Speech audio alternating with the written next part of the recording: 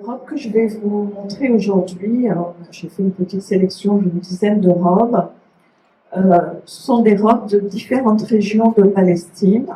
Donc, je vais vous montrer un petit peu toutes les différences. La Palestine, c'est pas très grand, mais d'un point à l'autre de la Palestine, vous verrez que les robes traditionnelles sont très différentes l'une de l'autre. Ce sont ce que j'appellerais des robes avant Nakba. Vous savez tous ce qu'est la Nakba, la catastrophe.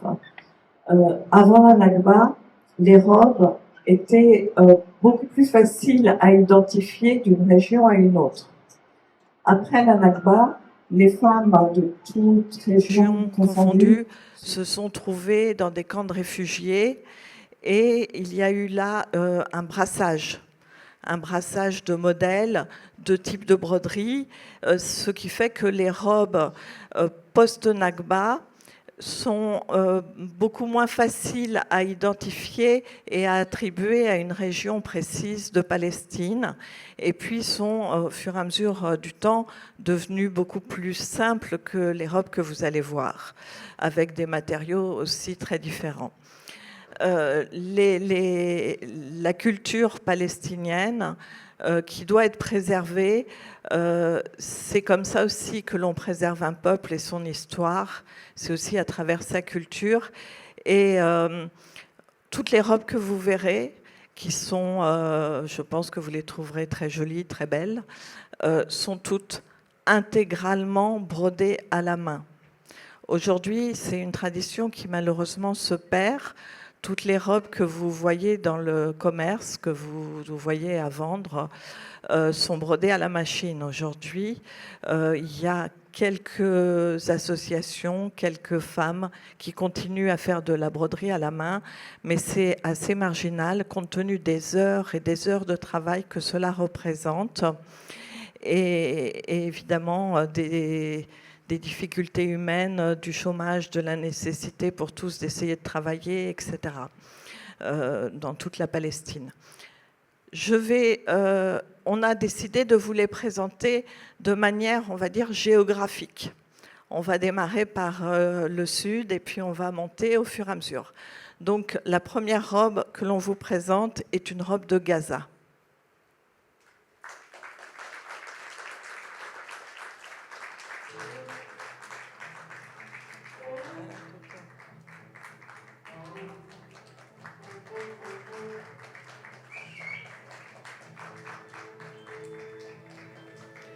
Alors, vous voyez cette robe, elle a des motifs en triangle qui sont tout à fait typiques de Gaza. Et vous retrouvez ce motif en triangle sur toute la robe. Alors, celle-ci a une petite particularité dans les couleurs qui sont un petit peu plus variées que très souvent ce que l'on retrouve dans la robe de Gaza, qui est souvent de couleurs plus fuchsia. Il y a beaucoup de fuchsia dans la robe traditionnelle. Celle-ci change un tout petit peu des robes fuchsia, mais par contre, le motif en triangle est vraiment très typique. Et ce qu'il faut savoir, c'est que selon les villes, selon les lieux, les motifs sont différents. Et par exemple, dans les zones plus désertiques, on va se retrouver avec des motifs plus géométriques. Et dans les zones plus agricoles, avec y compris des motifs quasi floraux. Alors géométriques aussi, mais floraux. Donc, vous retrouvez là le schéma typique de la robe avec le plastron. Sur le plastron, ici également dans le bas de la robe, vous voyez un motif que vous retrouverez avec des variantes sur un très grand nombre de robes. C'est l'arbre de vie. C'est ce motif qui ressemble un petit peu à un arbre qui là est inversé. Enfin là, il va dans un sens, là dans l'autre. Et quand vous voyez ce motif-là sur de la broderie que vous n'y connaissez pas grand-chose, vous avez de très grandes chances que ce soit de la broderie palestinienne. C'est vraiment un motif avec beaucoup de déclinaisons, vous le verrez, mais très typique de la broderie palestinienne.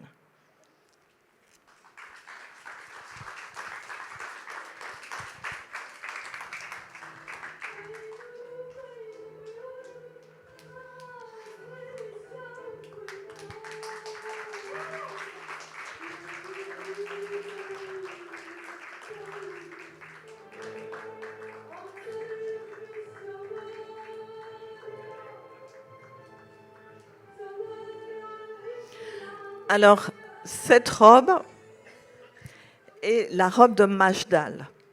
Majdal, c'est un peu au-dessus de Gaza, et c'est une ville qui a été transformée, sa population a été chassée, et aujourd'hui, Majdal porte le nom d'Ashkelon. Donc, la robe de Majdal que vous voyez là, elle est faite dans un tissu très particulier qu'on appelle le Majdalaoui, le tissu de Majdal.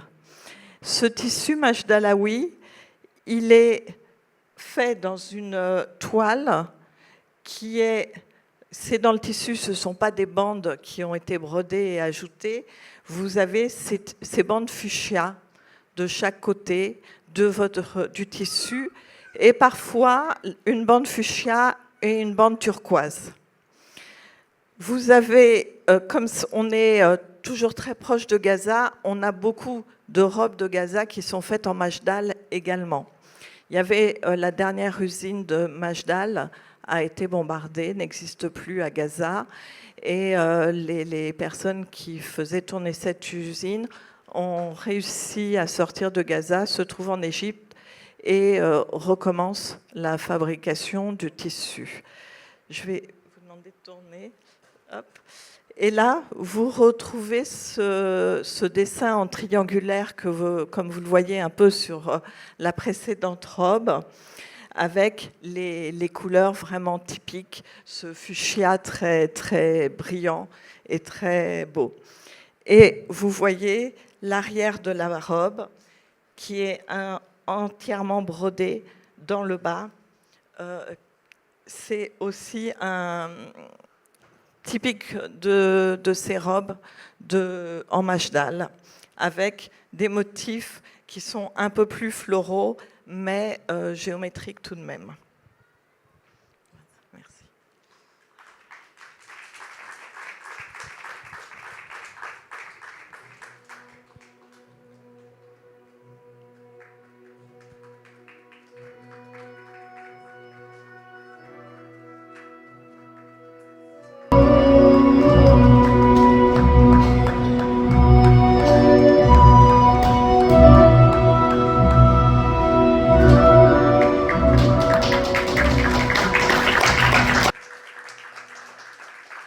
On vous présente maintenant une robe bédouine, les robes de Beersheba.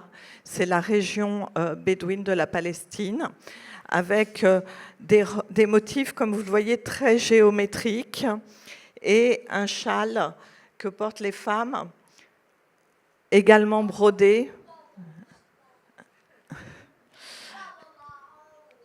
Bon, a priori, ça plaît à quelqu'un.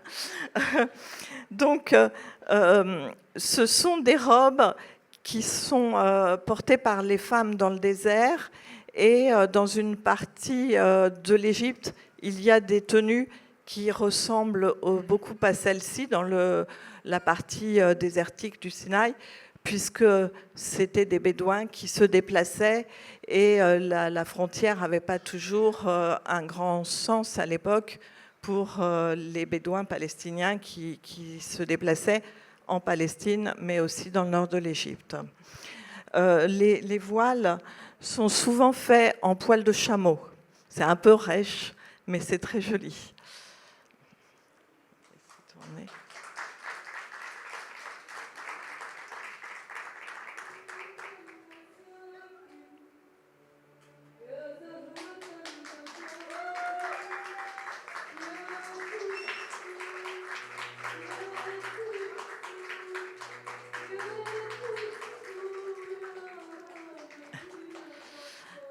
Alors, je vous présente deux robes qui sont de la même région, aux alentours de Beth Dajan, mais qui sont pourtant très différentes l'une de l'autre, comme vous le voyez.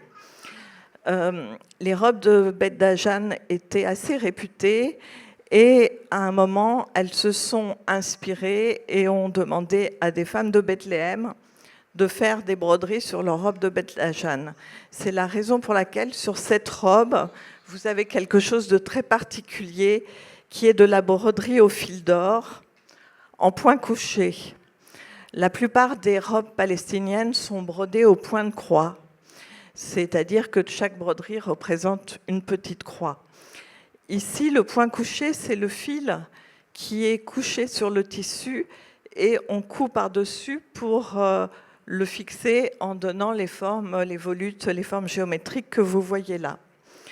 Donc, cette robe, je voulais vous montrer aussi l'arrière, a un empiècement ici en velours avec ces broderies faites au point couché et tout le reste est brodé au point de croix. Et là encore, vous avez les broderies au point couché comme sur le bord des manches et sur la ceinture. Cette robe-là, qui est également de Beth Dajan, on retrouve des motifs qui sont vraiment très typiques de cette zone géographique et notamment le motif que vous avez en bas de la robe, que vous voyez là, c'est une autre déclinaison de ce fameux arbre de vie dont je vous ai parlé tout à l'heure. Et vous avez, c'est une région, Beth Dajan, où il y avait des orangers, des fruits, etc. C'est côtier. Et donc, vous retrouvez là des motifs qui rappellent les fleurs, les vases, qui n'ont plus rien à voir avec les motifs extrêmement géométriques qui souvent représentent même la tente du bédouin, les carrés que vous avez sur la robe de Berseba. Donc, vous voyez, en réalité, ces robes qui sont sur des régions géographiques finalement pas si éloignées que cela, sont, quand on les regarde, extrêmement différentes les unes des autres dans les motifs essentiellement parce que dans la coupe, on se retrouve à peu près un schéma toujours identique avec un plastron et les pans brodés de manière plus ou moins intense en fonction pas seulement de la région mais aussi du temps que la personne pouvait y consacrer bien évidemment. Voilà.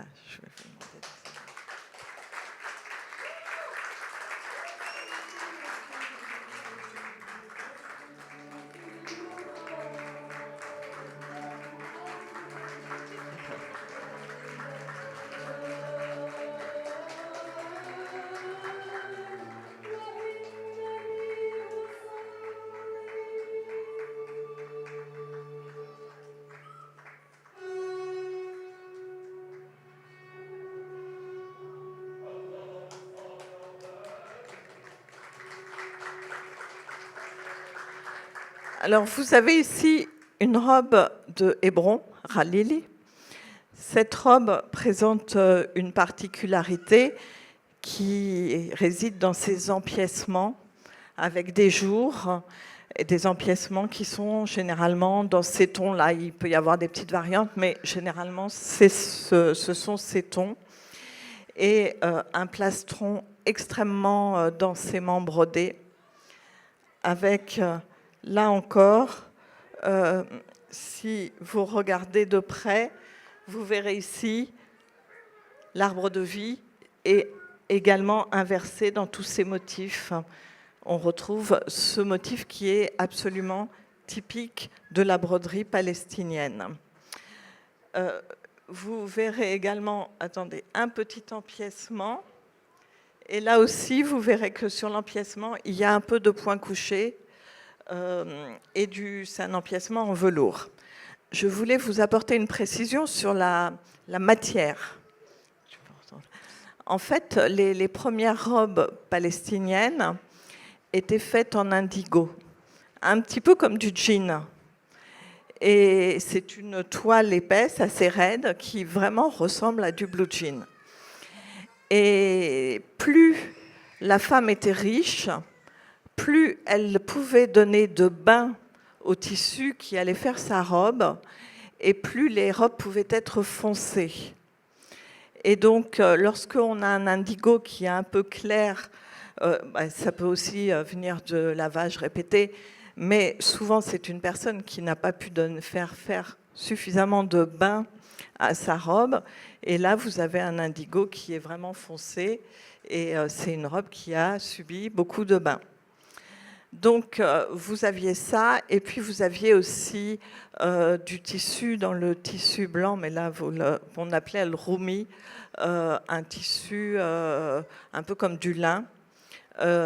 Ensuite, évidemment, avec le temps et au fur et à mesure de l'évolution des matériaux, des tissus, des fils aussi, puisque les premières robes, pourquoi elles étaient brodées dans certaines couleurs, c'est que les femmes fabriquaient les couleurs pour teindre le fil.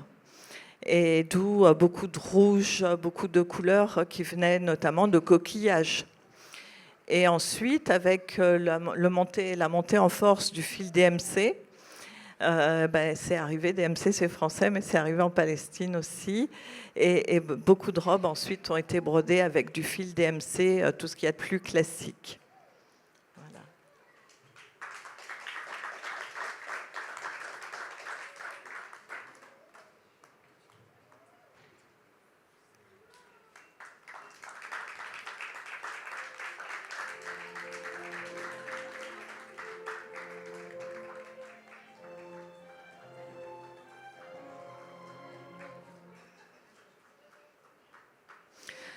Alors cette robe,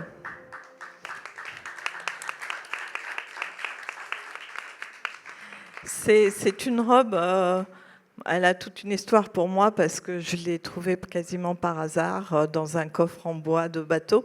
Et il y avait encore il y avait la robe, il y avait un manteau, il y avait une coiffe, il y avait beaucoup de choses avec.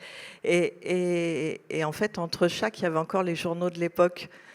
J'avais des journaux de 1940 qui étaient pliés pour protéger le tissu. La robe n'avait jamais été sortie du coffre.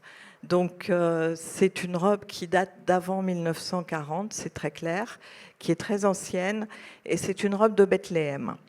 C'est une robe de Bethléem qui est ce qu'on appellerait la robe de tous les jours. La robe, c'est le tissu qui fait un peu la différence, la forme aussi des manches, et le plastron là qui est avec de la broderie et des empiècements. Et vous voyez ici un tissu qui souvent était les fameux empiècements sur les épaules, et du tissu qui vient souvent de Syrie ou du Liban. C'est la robe, dirons-nous, la plus courante que portaient les femmes de Bethléem tous les jours. Je n'ai pas pu vous ramener des malakiyas, parce que la robe de Bethléem, on l'appelle la malakiya, la reine des robes, parce que celles que j'ai sont trop fragiles et je ne veux pas qu'elles soient portées. Il faut savoir qu'à Bethléem, il y avait beaucoup de chrétiens et que contrairement aux musulmans, les femmes chrétiennes se faisaient enterrer dans leurs plus belles robes et pas dans un linceul. Donc elles sont très belles et très rares. Je vous ai quand même apporté un petit exemple du haut d'une robe malakiya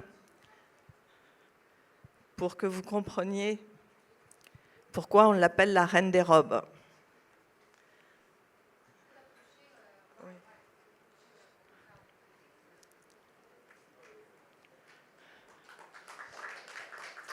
Alors, la robe de Bethléem, comme vous le voyez, elle est faite au fil d'or et avec des points couchés. Là, comme je vous ai dit, c'est le fil qui est couché et on recoud par-dessus pour faire tenir tout le motif. Et vous avez ces motifs qui sont absolument caractéristiques des tenues de Bethléem. Donc ça, c'est un petit haut de robe. C'est pas moi qui l'ai coupé, mais je l'ai trouvé comme ça. Malheureusement, je trouve dommage qu'elle ait été coupée, mais en tous les cas, j'ai sauvegardé ce morceau. Et donc, en général, elle est également sur tous les côtés brodée de la même manière, très intensément brodée.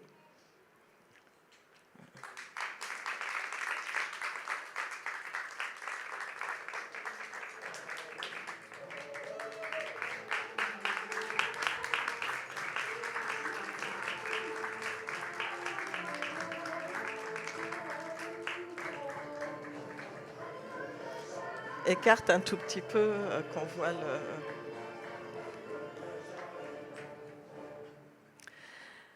la robe de Ramallah. La robe de Ramallah, alors, elle n'est pas systématiquement blanche. Elle existe aussi sur de l'indigo avec d'autres types de motifs. Mais on peut dire que ce motif-là, cette couleur, c'est vraiment typique de Ramallah. La robe, tout comme le châle. Vous retrouvez l'arbre de vie, la plume,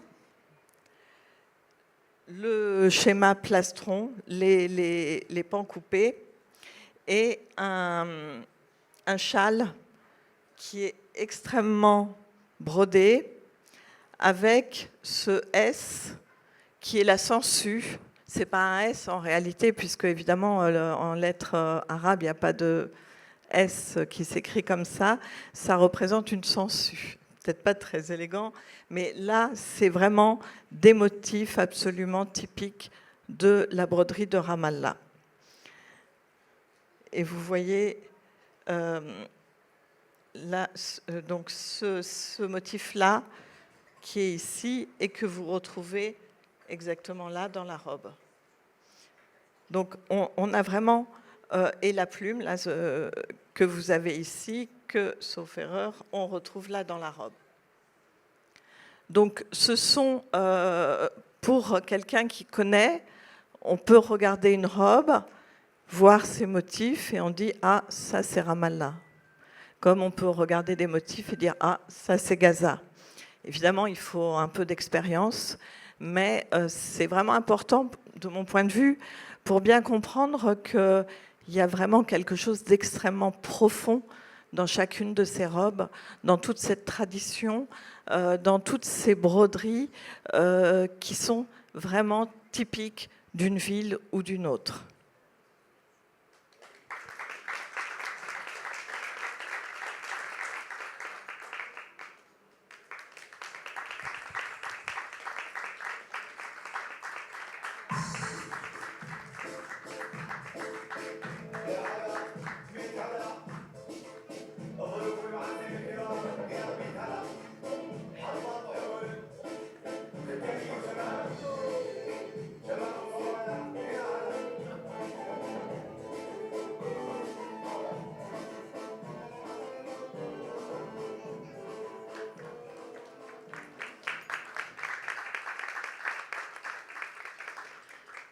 Vous voyez là une robe très différente, celle que je vous ai montrée jusqu'à maintenant.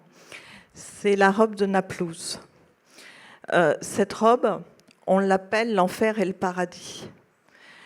Il y a plusieurs types de robes que l'on peut appeler enfer et paradis. Ce sont les robes qui sont comme celle-ci, verte, le paradis, rouge, le feu de l'enfer. Et donc, les robes qui portent ces deux couleurs avec ces pans de couleurs différentes, ce sont les robes enfer et paradis, Jinan wan Nar. Vous voyez qu'en réalité, tout le travail réside dans les empiècements et pas tellement dans la broderie, sachant que plus on monte au nord de la Palestine, moins on brode. Et les femmes du Nord, qui étaient souvent des paysannes, qui travaillaient au champ, disaient nous, on n'a pas le temps de broder. Et elles portaient souvent aussi des tenues qui sont des espèces de pantalons bouffants, etc., assez différents de ce que l'on pouvait porter dans d'autres régions de la Palestine. Donc ça, c'est un modèle de robe assez difficile à trouver. Et je vous avoue bien volontiers que celle-ci est une reproduction qui est faite par une association qui tente de préserver le patrimoine palestinien en refaisant des robes en suivant les modèles traditionnels. Et maintenant,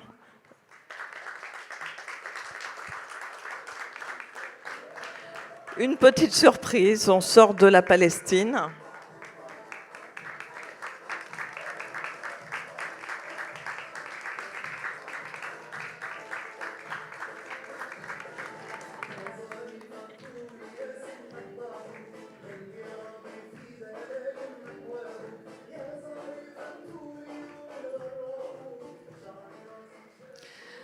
Cette robe n'est pas palestinienne, elle est syrienne.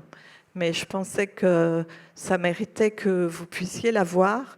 Et ça vous permet aussi de voir que même s'il y a cette tradition de broderie, on se retrouve avec des motifs très différents, des styles très différents, et notamment ce qu'on ne retrouve pas du tout dans les robes palestiniennes, ce côté asymétrique.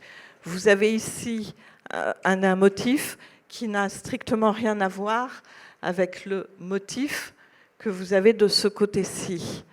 Donc le bas de la robe est asymétrique et les motifs de la broderie, ça représente presque comme un petit grillage.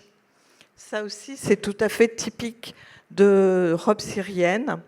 Et là, les points sur cette robe-là sont extrêmement fins. Il y a des robes qui ont des points plus ou moins fins, et plus le point est fin, plus évidemment il faut faire 2 points pour couvrir la même surface de tissu. Et là, c'est très très fin, et ça représente véritablement des heures et des heures de travail. Il faut vraiment en être conscient. Je vous remontre un peu le dos aussi, où il y a ce motif géométrique qui est très typique de cette tenue. Alors, on peut avoir dans le nord de la Palestine, tout au nord, à la frontière, des robes, évidemment, qui vont être, on va dire, finalement, elle est syrienne, non, elle est palestinienne, parce que c'est très, très proche. Mais dans l'absolu, c'est une robe syrienne. Merci Dominique. Je vous invite peut-être juste, on va prendre une photo et après peut-être toutes les filles pourront venir ici défiler. Attendez, on prend juste une photo de loin et après vous vous approchez ici. Restez là-bas, si vous voulez bien.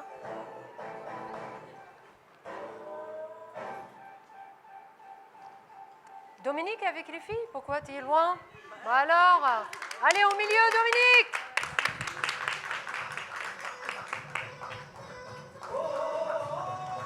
Vous pouvez venir ici, vous pouvez vous approcher devant. Venez avec nous, vers nous. Waouh, ils sont magnifiques, on les applaudit. Waouh, la beauté de la Palestine. Merci Dominique.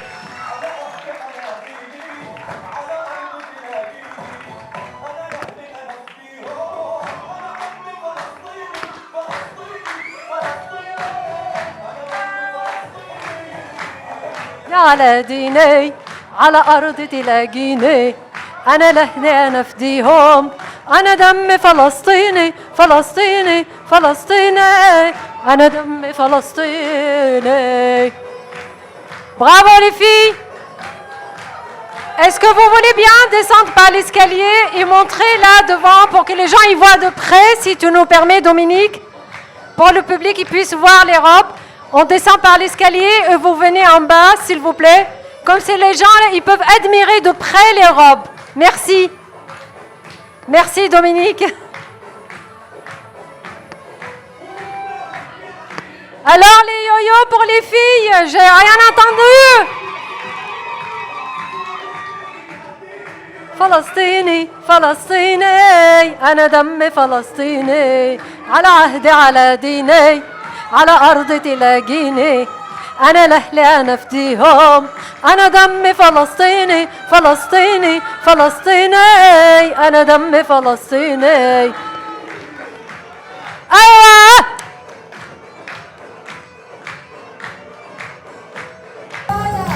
أحلى صبايا.